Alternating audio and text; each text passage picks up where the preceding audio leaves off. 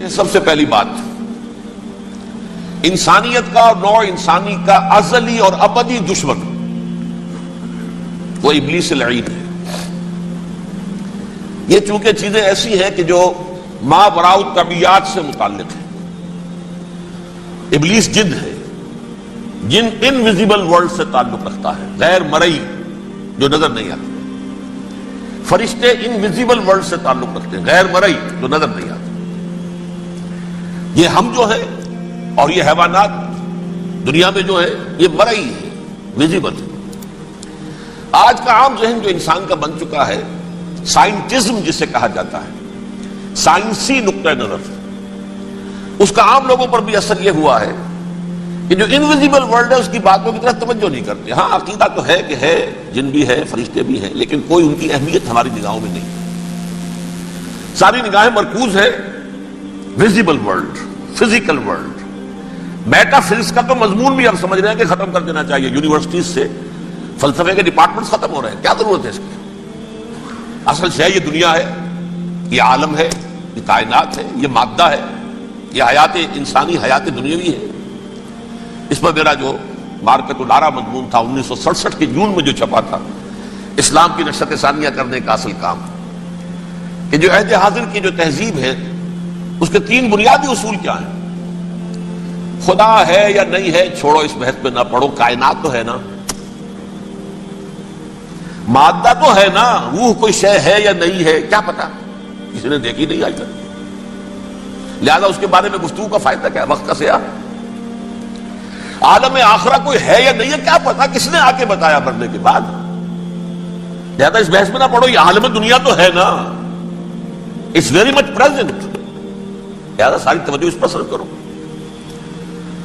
تو خدا کے مقابلے میں کائنات پر توجہ، روح کے مقابلے میں مادے اور جسم پر توجہ، حیات اخروی کے مقابلے میں حیات دنیاوی پر توجہ۔ یہ ہے اصل میں کریکس آف دی میٹر، اس تہذیب جدید کا خلاصہ یہ۔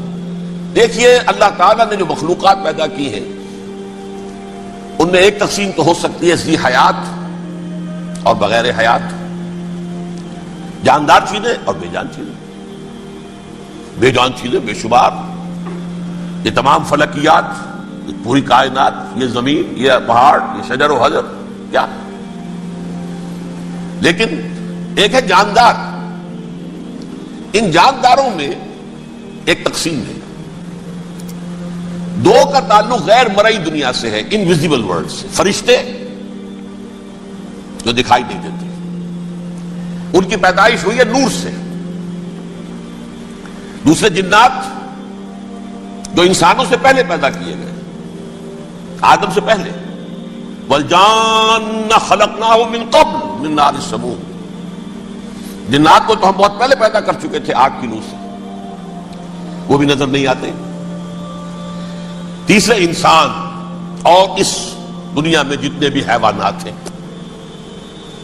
ان کا جو مادہ ہے وہ ارض، یہ زمین ہے، یہ مٹی سے بنے، تراب سے بنے، کرسٹ آف دی ارتھ سے بنے۔ اب ان میں ایک تقسیم ہے، ایک وہ ہے، ان تمام میں شعور تو ہے، حیوانات میں بھی شعور ہے، خود شعوری جسے کہتے ہیں سیلف کانشسنس، یہ صرف 3 میں ہے، فرشتہ، جن اور انسان۔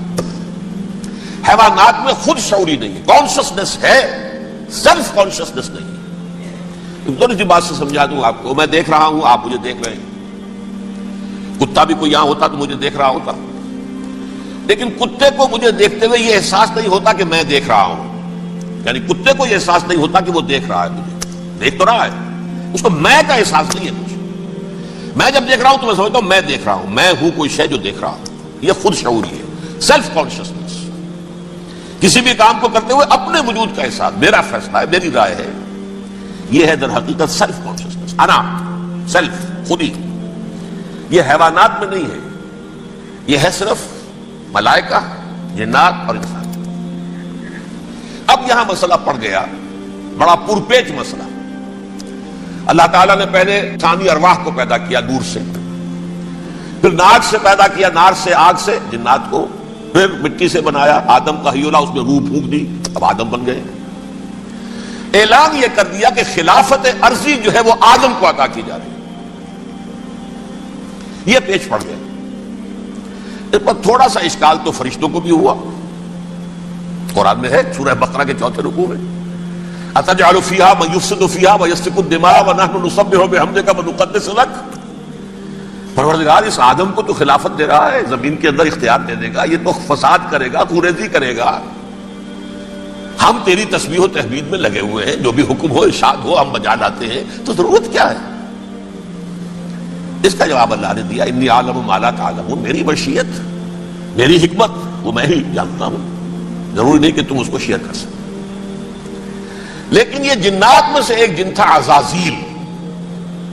اب دیکھیے کہ جنات کو ایک قرب حاصل ہے ملائکہ کے ساتھ. کیوں؟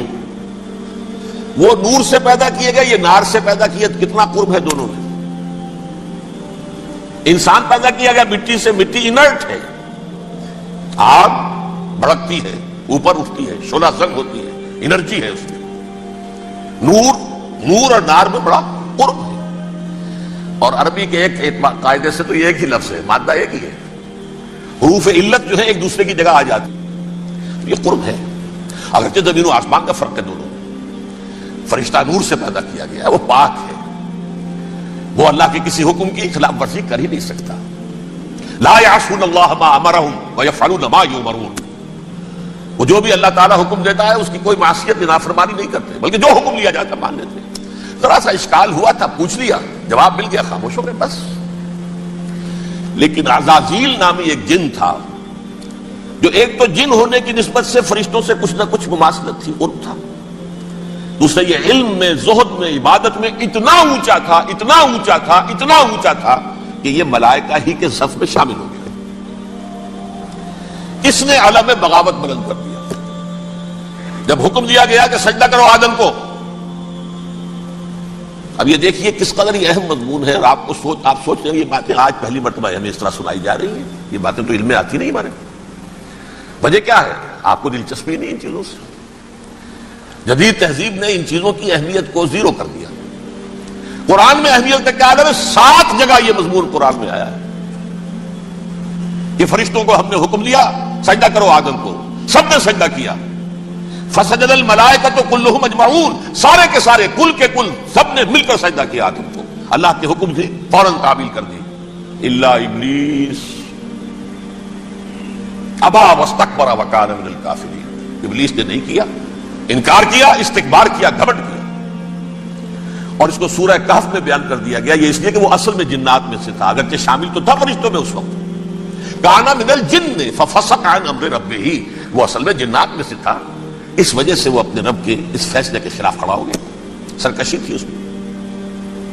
یہ معاملہ اتنا اہم ہے, اب آپ سمجھیے کہ 7 مرتبہ سورہ بقرہ, سورہ اعراف, سورہ حجر, سورہ بنی اسرائیل, سورہ کہف, سورہ طٰہٰ, سورہ صاد, 6 مکی صورتوں میں ذکر ہے یہ, اور ایک مدنی صورت سورہ بقرہ. ان میں سے اکثر مقامات پر پھر جب اللہ نے کہا کہ اچھا تم نے یہ سرکشی کی ہے اور ہمارے حکم کی خلاف ورزی کی ہے تو یہاں سے نکل جاؤ, دفع ہو جاؤ, تم مردود ہو, مردود, ملعون. ان علیک لعنتی الی یوم الدین, اب تجھ پر لعنت رہے گی میری قیامت کے دن.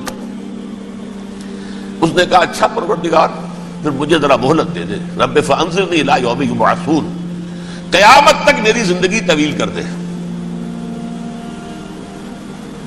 فذهب فإنك من المنظرین, کہہ دیا اچھا جاؤ, تمہاری یہ درخواست بھی ہم نے قبول کی. انہوں نے کہا پروردگار اب میں اس آدم کو بھی گمراہ کر کے چھوڑوں گا اور آدم کی نسل کو تباہ کر کے چھوڑوں گا. انتہائی شدید چیلنج کے انداز میں یہ قرآن مجید میں 4-5 مرتبہ مضمون آیا ہے. میں نے صرف 2 جگہ سے آپ کو اس وقت کوٹ کر کے سنایا تھا.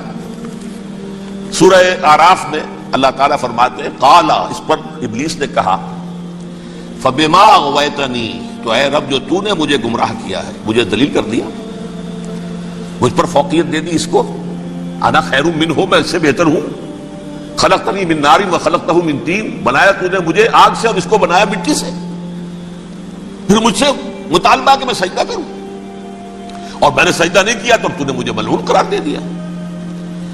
قال فبما اغویتنی لاقعدن لهم صراطک المستقیم, اب میں یہ نسل آدم کے لیے اس کو برباد کرنے کے لیے تیری سیدھی راہ کے اوپر گھاٹ میں بیٹھوں گا، سیدھے راستے پر چلنے نہیں دوں گا۔ ثم لآتینہم من بین ایدیہم، پھر میں ان پر حملہ آور ہوں گا ان کے سامنے سے بھی، ومن خلفہم ان کے پیچھے سے بھی، وعن ایمانہم ان کے داہنی جانب سے بھی، وعن شمائلہم ان کے بائیں جانب سے بھی، ولا تجد اکثرہم شاکرین، اور تو دیکھے گا کہ ان کی اکثریت تیری شکر گزار بندوں پر مشتمل نہیں ہوگی۔ یہ چیلنج تھا،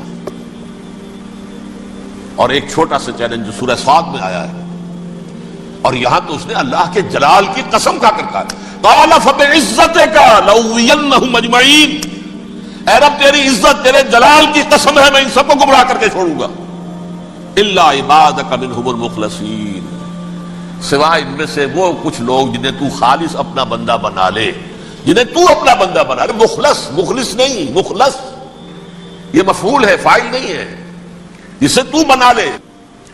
بعض لوگوں کو اللہ چن لیتا ہے، ہو اجتباکم، تمہیں چن لیا ہے، استفاء اجتباء، وہ بچیں گے جن کو تو اپنی خاص امان میں لے لے گا، باقی میں سب کو گمراہ کر کے چھوڑوں۔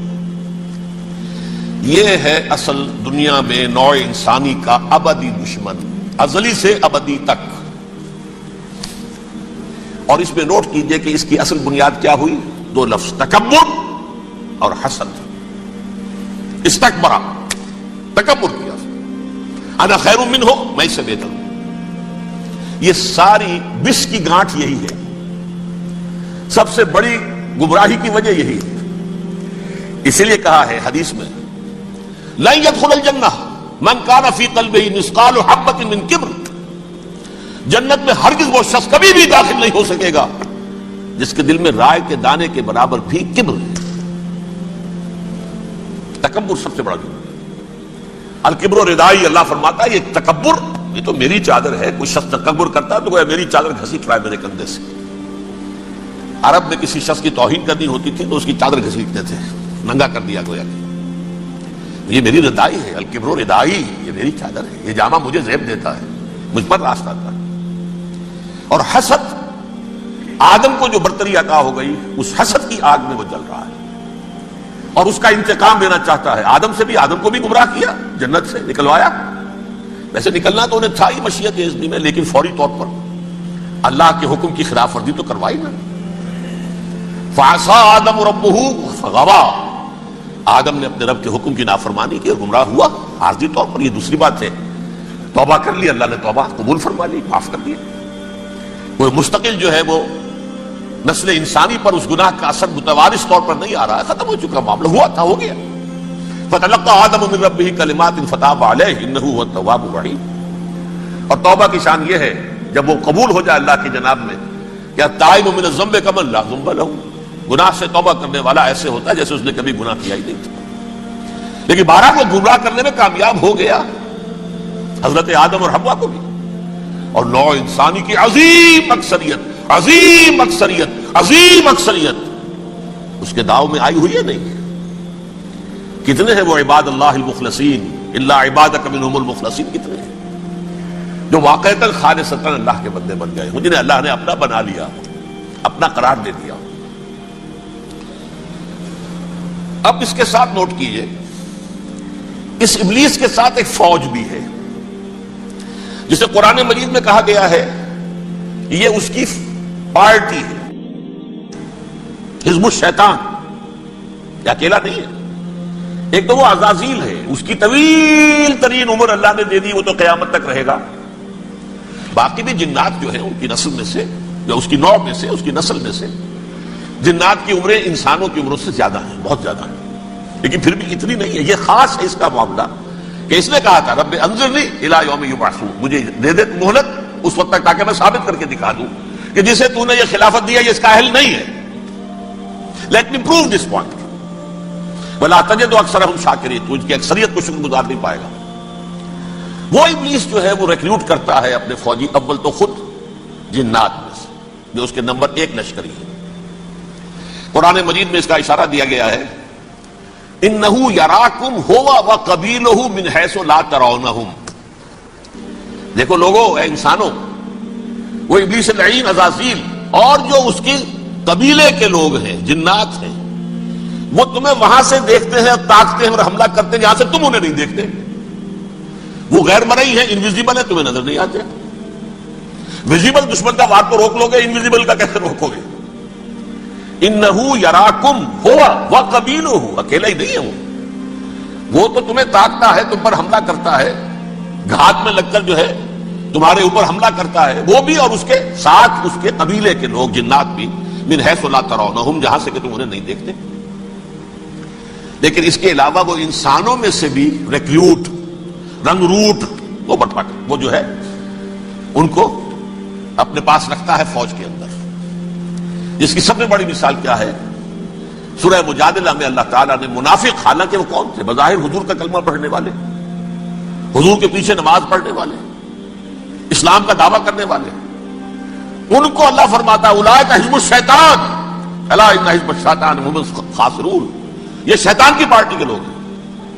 وہاں مقابلے میں آیا ہے اولئک حزب اللہ الا ان حزب اللہ هم المفلحون. یہ دو پارٹیاں ہیں، حزب اللہ اللہ کی پارٹی جو اس کے مخلص بندے ہیں، وہ اللہ کی پارٹی ہے، اور جو شیطان کے مرید بن گئے اس کے ہاتھ پر بیعت کر لی، لہذا وہ اس شیطان کی پارٹی کے لوگ ہیں، چاہے وہ انسان ہو چاہے جن ہو. تو انسانوں میں سے بھی اس کے حزب میں، اس کی پارٹی میں اس کے ایجنٹ ہیں اور بہت ہیں، بلکہ بہت سے تو ایسے ہیں کہ جو جنات کے بھی کان کتر دیں، ان کو بھی شیطنت سکھا دیں، پڑھا دیں.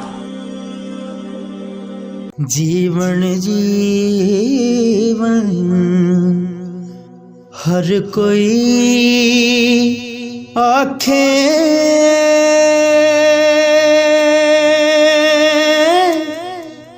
موت کھڑی سر اتے